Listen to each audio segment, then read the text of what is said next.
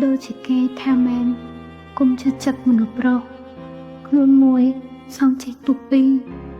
ខ្ញុំខំរំចាំគេអស់ជាច្រើនត្រីនេះនៅចុងក្រោយខ្ញុំបានអ្វីត្រឡប់មកវិញ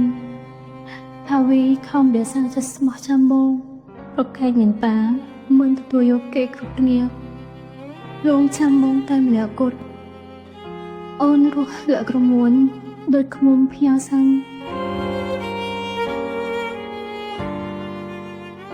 អ្នកនាង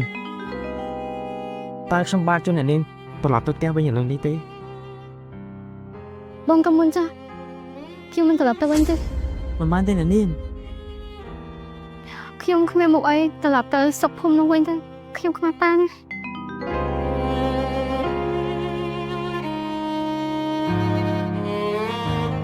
សូមបងជួយសរសេរសម្បត្តិមួយច្បាប់ទៅឲ្យប៉ារបស់ខ្ញុំដោយប្រាប់គាត់ថាខ្ញុំនេះគាត់ត្រឹមនេះហើយនេះគឺជាធ្នូសម្រាប់ការរត់សម្បត្តិរបស់បងឲ្យទៅដល់ដៃគាត់អត់ទេអ្នកនាងបើអ្នកនាងធ្វើដូច្នេះខ្ញុំប្រកាសជាស្លាប់មិនខានទេលោកម្ចាស់មិនដូចខ្ញុំឡើយបងគ្រាន់តែប្រើតួនាទីជាអ្នករត់សម្បត្តិលោកបងនឹងគ្មានទោសនោះទេ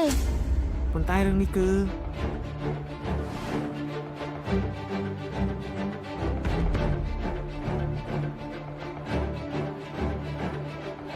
ហេឈប់សិនន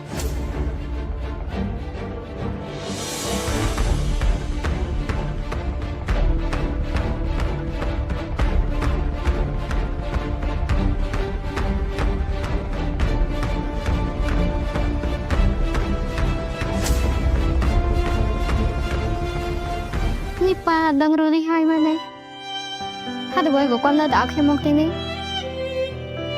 លោកត្រាតែគាត់បានដឹងរឿងថាបងជាមានគូដណ្ដឹងហើយរឿងមួយក៏តែនេះគឺជាផែនការរបស់គាត់